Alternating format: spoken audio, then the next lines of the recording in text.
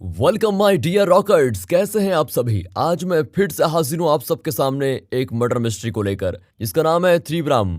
Movie की शुरुआत में हम एक कपल को देखते हैं। कपल में लड़के का नाम विपिन और लड़की का नाम संध्या होता है। दोनों एक साथ काफी खुश होते हैं क्योंकि एक हफ्ते में दोनों की शादी होने वाली है। संध्या विपिन से कहती है, मैंने आज तक कभी कोई फ्लाइट लैंड होते हुए नहीं देखी, लेकिन मैं ऐसा होते हुए देखना चाहती हूँ। उसके बाद विपिन संध्या को एयरपोर्ट के पास के सुनसान इलाके में लेकर जाता है, जहाँ संध्या फ्लाइट को लैंड होते हुए देख लेती है। लेकिन इसी बीच विपिन के सर पे कोई रॉड से वार करता है और विपिन बेहोश। इसके बाद वो आदमी लगातार विपिन की बॉडी पर हमला करते ही जाता है, जिससे विपिन का काफी खून बहने लगता है। उसी वक्त एक आदमी आता है और विपिन की काफी मदद करके उसे हॉस्पिटल में एडमिट करवा देता है। सीन दोस्तों यहीं से चेंज होता है और हम एक ऑटो ड्राइवर को देखते हैं जिसका नाम है राघवन। वो एक लड़की का वेट कर रहा है और जैसे ही वो लड़की अपने घर से निकलती है, राघवन तुरंत उसे पिकअप करने के लिए उसके सामने ऑटो लेकर पहुंच जाता है। वो लड़की भी राघवन के ऑटो में बैठ जाती है। उस लड़की का नाम है निमी। निमी राघवन से कहती है, मैं जब भी कहीं जाने के लिए निकलती हूँ तुम पहले ही ऑटो लेकर पहुंच जाते हो, क्या तुम यहीं अगल बगल ही रहते हो क्या।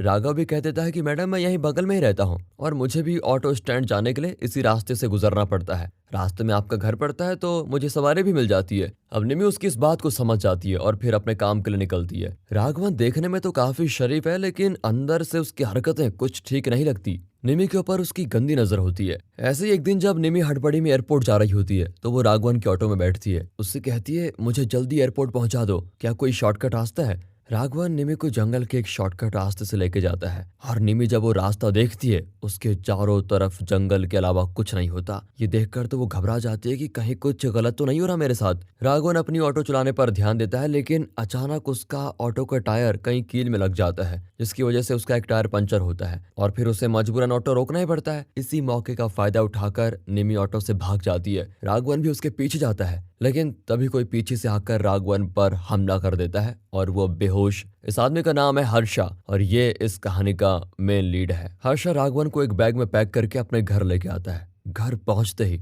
हर्षा बैग को खोलता है तो तभी राघवन हर्षा के हाथों को काट लेता है, लेकिन वो कैसे भी करके राघवन को फिर बेहोश कर देता है। इसी बीच हर्षा के घर की डोरबेल बजती है। वो गेट खोलता है तो गेट पर एक छोटी लड़की जिसका नाम सफी है वो खड़ी होती है। दरअसल यहाँ में पता चलता है कि सफी पियानो की क्लासेस हर्षा से लेती है और हर्षा एक म्यूजिक टीचर है। फिर हर्षा उसे पियानो की क्लासेस देने लग जाता है। अगले सीन में हम सीनियर ऑफिसर अलेक्जेंडर को देखते हैं, जो कि विपिन के मर्डर केस की पोस्टमार्टम रिपोर्ट देखने आया है। अलेक्जेंडर अपने कांस्टेबल रामचरण से पूछता है कि बॉडी की फॉरेंसिक रिपोर्ट आ गई क्या। रामचरण भी कहता है कि सर, मुझे ऐसा लगा कि रिपोर्ट आप खुद बॉडी को देखकर चेक करोगे, इस वजह से मैंने रिपोर्ट नहीं बनाई। रामचरण की इस बात से अलेक्जेंडर काफी गुस्सा होता है, क्योंकि उसे डेड बॉडीज देखना बिल्कुल पसंद नहीं, लेकिन मजबूरन उसे जाकर बॉडी देखनी पड़ती है, जिसके बाद तो वो सीधा वॉमिट शुरू कर देता है। अगले सीन में अलेक्जेंडर और रामचरण दोनों एक शख्स जिसका नाम इंद्रजीत है उसे शक की बुनियाद पर गिरफ्तार करते हैं। दरअसल इंद्रजीत विपिन का दोस्त है और पुलिस का शक होता है कि विपिन का मर्डर इंद्रजीत ने ही किया है। अलेक्जेंडर और रामचरण संध्या से पूछताछ करने लगते हैं। रामचरण संध्या से कहता है कि मैंने पहली बार ऐसा होते हुए देखा है कि कोई शख्स फ्लाइट लैंड होते हुए देखने जाता है। वाह। संध्या भी कहती है कि क्या कहीं कॉन्स्टिट्यूशन में लिखा है कि ऐसा नहीं हो सकता। उसके बाद रामचरण संध्या से उसके पास्ट के बारे में पूछता है और उसके मर्डर से पहले किए गए मैसेज के बारे में भी पूछता है। संध्या ये बात बताकर घुमा देती है कि विपिन और इंद्रजीत के बीच में लड़ाई हुई थी और इंद्रजीत मेरा बहुत ही अच्छा दोस्त है, तो मैं उसे कभी भी मैसेज कर सकती हूँ, इसमें कोई शक की बात नहीं है। जिसके बाद ऑफिसर अलेक्जेंडर इंद्रजीत से पूछताछ करने जाता है और उससे कहता है कि विपिन के साथ एक छोटी सी लड़ाई के कारण तुमने ही उसे मारा है ना, अब तुम ही जेल जाओगे। संध्या तो बच जाएगी लेकिन तुम फंसोगे। यह सुनते ही इंद्रजीत सारी सच्चाई अलेक्जेंडर को बता देता है कि ये मर्डर मैंने ही किया है, वो भी संध्या के कहने पर, क्योंकि उसने मुझे अपने साथ शादी करने का लालच दिया। अब सच्चाई सुनने के बाद अलेक्जेंडर सीधा संध्या को लॉकअप में डाल देता है और ये केस होता है सॉल्व। अलेक्जेंडर के सीनियर उसका काम करने के तरीके को देखकर काफी इंप्रेस होते हैं और उसे प्रमोट भी कर देते हैं। अगले दिन जब अलेक्जेंडर पुलिस स्टेशन आता है तो राघवन की वाइफ राघवन के मिसिंग होने की कंप्लेंट करने आई है, जिस पर अलेक्जेंडर उसकी कंप्लेंट तो ले लेता है, लेकिन राघवन की वाइफ से उसकी फोटो मांगता है। उसकी वाइफ जैसे ही फोटो देती है, अलेक्जेंडर फोटो को देखकर काफी गुस्सा होता है और राघवन की वाइफ से कहता है कि तुम चिंता मत करो, हम भी इसे काफी लंबे समय से ढूंढ रहे हैं और इसे पकड़ने के बाद सबसे पहले उसे लॉकअप में बंद करेंगे। अगले सीन में हम हर्षा को देखते हैं, जो अपने टीवी का वॉल्यूम हाई करके राघवन के पास जाता है और एक इंस्ट्रूमेंट का सहारा लेकर राघवन के दांत निकालने लगता है, जिससे दर्द के मारे राघवन जोर जोर से चिल्लाता है। इधर पुलिस स्टेशन में अलेक्जेंडर निमी और उसके बॉयफ्रेंड डॉक्टर रॉय को पूछताछ के लिए बुलाते हैं। अलेक्जेंडर पूछता है कि आप ऑटो से निकलकर भागी क्यों। निमी जवाब देती है कि मुझे उस आदमी का चाल चलन कुछ ठीक नहीं लगा। शाम का वक्त था और वो मुझे जंगल के सहारे लेके जा रहा था, इसी वजह से मैं डर कर भाग गई।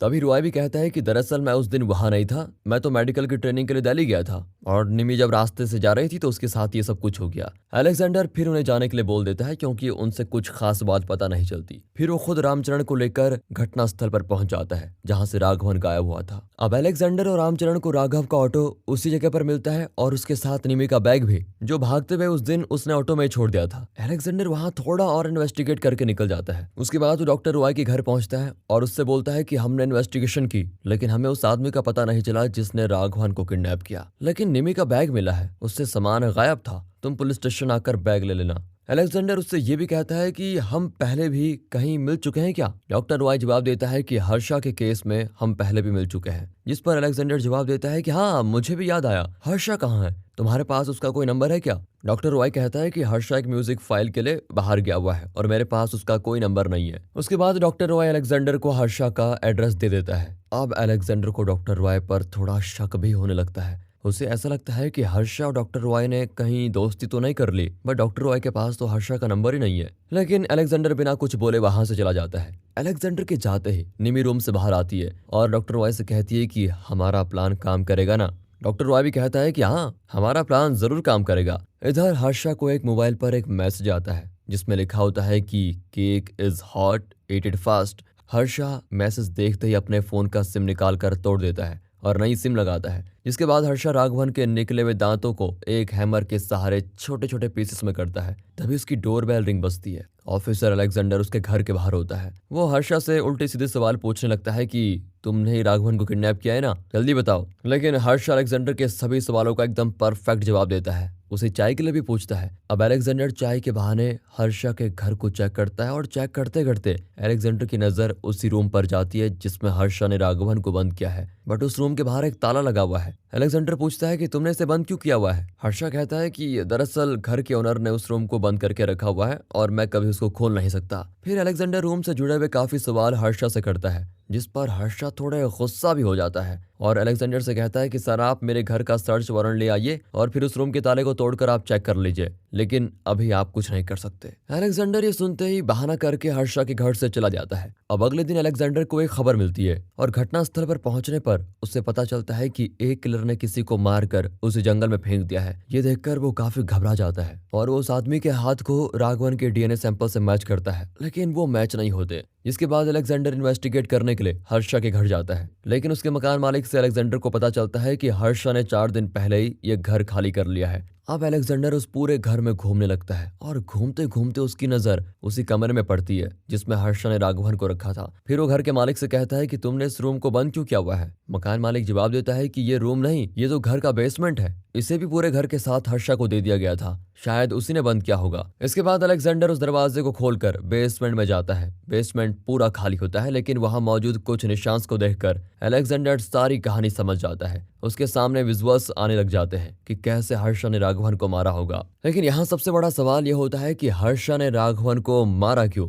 आखिर हर्षा और राघवन की कहानी क्या है। इसके बाद हम इस कहानी का एक फ्लैशबैक देखते हैं जिसमें हमें डॉक्टर रॉय को दिखाते हैं। डॉक्टर रॉय के घर एक माया नाम की लड़की आती है और वो रॉय से कहती है कि मैंने हॉस्टल छोड़ दिया है और अब मैं वहां नहीं रह सकती, मेरे घर वाले मुझे शादी के लिए फोर्स कर रहे हैं, हमें इसका फैसला करना ही होगा। रॉय भी कह देता है कि तुम परेशान मत रहो, सब कुछ ठीक कर दूंगा मैं। इधर दूसरी ओर हम हर्षा को देखते हैं जो कि एक म्यूजिक कंपोज करता है और एक बड़े म्यूजिक कंपोजर को सुना रहा होता है, लेकिन उस बड़े कंपोजर ने जो कॉपी की भी धुन होती है उसे हर्षा की धुन के साथ मैच करके ही मूवी करने को कहा होता है। ये बात हर्षा को पसंद नहीं आती। वो उठकर चला जाता है तो बाहर नीमी खड़ी होती है जो हर्षा को माया के पास लेके जाती है। हर्षा माया से मिलता है और यह हम समझ पाते हैं कि माया और हर्षा दोनों गर्लफ्रेंड बॉयफ्रेंड हैं। माया हर्षा से कहती है कि मैं अब घर पर नहीं रह सकती क्योंकि मेरे पापा मेरी शादी की बात कर रहे हैं। फिर हर्षा किसी तरह माया को समझाता है और माया मान भी जाती है। वो ये भी कहती है कि तुम्हें जितना समय चाहिए ले लो, लेकिन एक बार मेरे पापा से मिल लो, जिस पर हर्षा अग्री कर लेता है। अगले सीन में रॉय और हर्षा दोनों एक रेस्टोरेंट में माया के फादर से बात करते हैं।